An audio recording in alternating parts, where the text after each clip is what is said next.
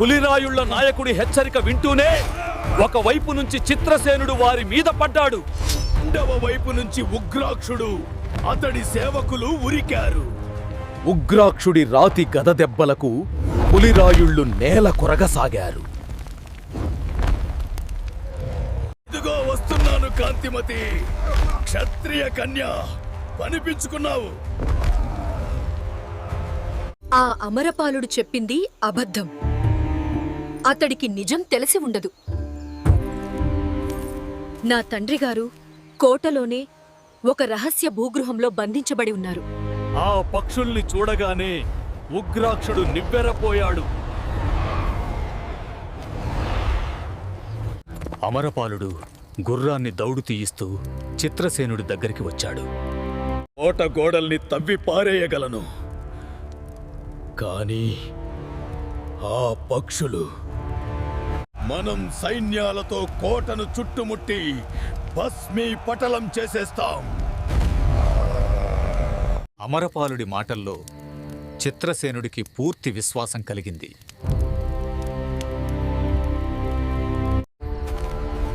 కానీ ఉగ్రాక్షుడికి ఆ పక్షులంటే ఉన్న బెదురు పోలేదు. మండుతున్న కాగడాలు చూపిస్తే అవి పారిపోతాయా? ఇది నిజమా? కాగడాలు!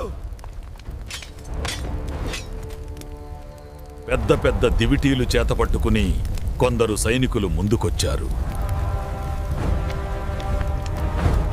మహారాజా, మీరు ఆజ్ఞ ఇచ్చారంటే సైనికులు కోటగోడలకేసి నడుస్తారు. వాళ్లతో కలిసి తతిమ్మా సైన్యం కోటను ముట్టడించవచ్చు.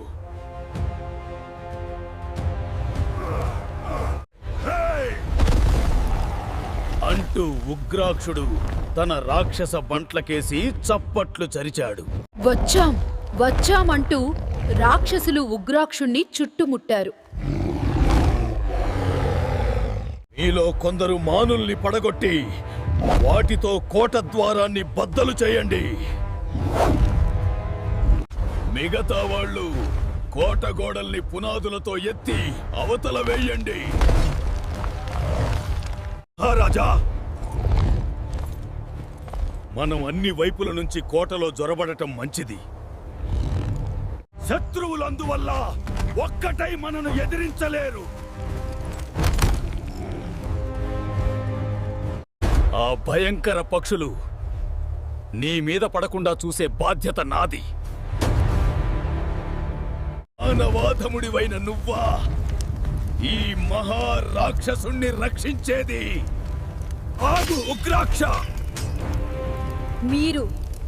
మీరు ఇక్కడ దెబ్బలాడి సమయం వృధా చేయకండి. కోటలో బంధింపబడి ఉన్న నా తండ్రి గారికి అపాయం కలగవచ్చు. నీ ప్రతాపం కోటలో ఉన్న శత్రువుల మీద చూపించు ఉగ్రాక్ష. ఒరే బంట్లు,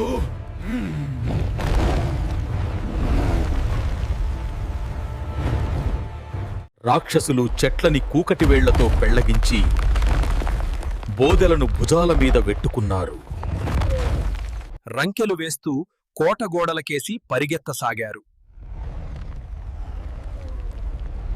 వారి వెనుక భగభగ మండుతున్న కాగడాలతో భటులు పరిగెత్తారు. కనుమూసి తెరిచేంతలో కోట ప్రాంతమంతా రణగోణ ధ్వనులతో దిమ్మెత్తిపోయింది. చిత్రసేనుడు, కాంతిమతి సైనికులను ఉత్సాహపరుస్తూ తమ అశ్వాలను దూకించారు. ఉగ్రాక్షుడు రాతి గదను గాలిలో ఊపుతూ భీకరంగా బొబ్బరిస్తున్నాడు. కోట బురుజుల మీది నుంచి ఒక్కుమ్మడిగా బాణాలు వర్షపాతంలా వచ్చి పడ్డాయి. బాణాలు సైనికుల మీద, రాక్షసుల మీద పడ్డాయి. చిత్రసేనుడి సైనికులు గురిచూసి బురుజుల మీద ఉన్న శత్రువుల మీద బాణాలు వదిలారు. రాక్షసులు కోట ద్వారాలను సమీపించి చెట్టు బోదెలతో తలుపులను ఢీకొట్టారు. పెద్ద పెద్ద గుణపాలతో కోట గోడలను పొడిచి బండరాళ్లను బదలు చేశారు. ఉన్నట్టుండి ఆకాశం ఫెళ్ళుమని ఉరిమినట్టయింది. సుడిగాలిలా భయంకర పక్షులు రెండు మహావేగంతో సైనికులకేసి రాసాగాయి. భయపడకండి, కాగడాలను వాటి మీదికి గురి చేయండి.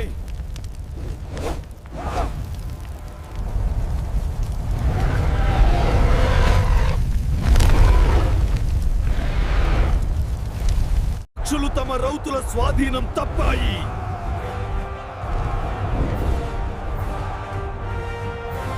ఒకటి రౌతు పొడిచిన శూలం పోటుకు రెచ్చిపోయి ఆకాశంలో పల్టీ కొట్టింది. ఆ రౌతు అంత ఎత్తు నుంచి సైన్యం మధ్య పడిపోయాడు.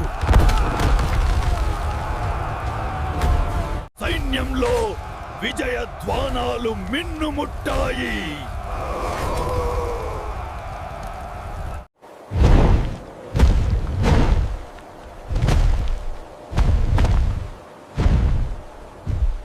చూస్తుండగానే భయంకర పక్షులు రెండు ఆకాశంలో మాయమయ్యాయి.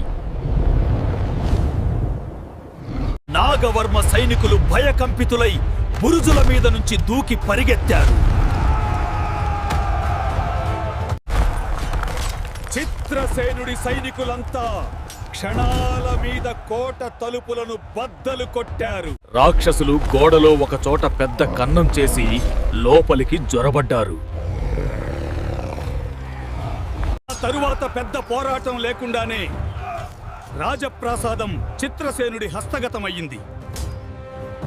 ఎదిరించిన కొద్ది మందిని రాక్షసులు దూది కింద ఏకేశారు.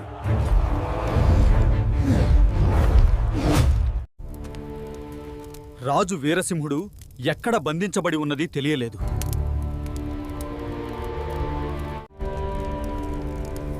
నా తండ్రి ప్రాసాదంలోని ఏదో ఒక చీకటి కొట్టులో బంధించబడి ఉంటారు.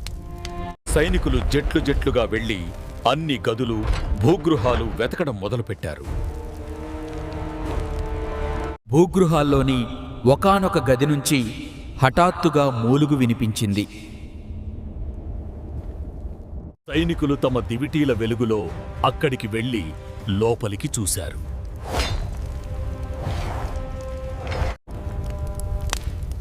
ఆ వెలుగులో గోడ నానుకుని ఒక మానవాకారం కనిపించింది.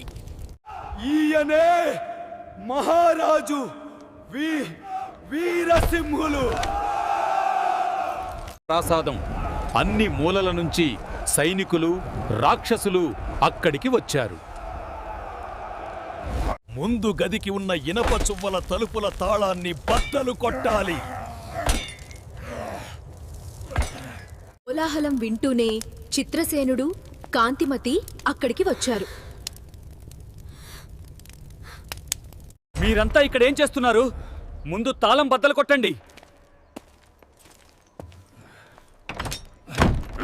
తాళం వాళ్ళ దెబ్బలకు ప్రతిధ్వనించింది తప్ప బెసకలేదు. తాళం తుప్పు పట్టి ఉన్నది మహారాజా. చెవి ఉంటే బాగుండు. ఆ తాళం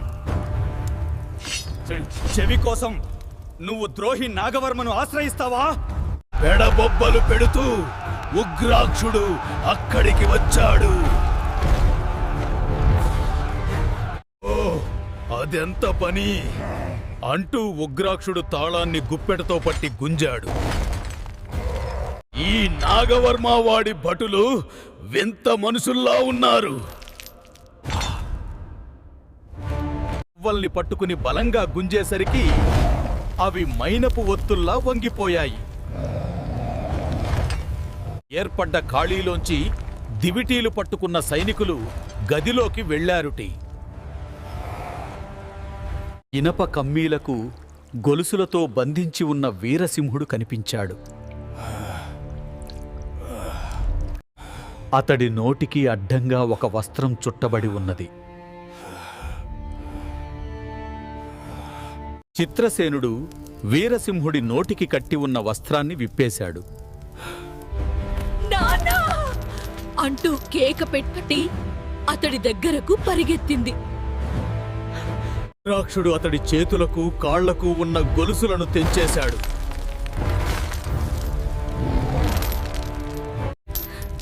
తల్లి, నిన్ను తిరిగి ఈ జన్మలో చూస్తాననుకోలేదు. ఒక సైనికుడు ఆసనం తెచ్చాడు, మరొకడు నీటి పాత్ర అందించాడు. వీరసింహుడు దాహం తీర్చుకుని సేద తీరాడు.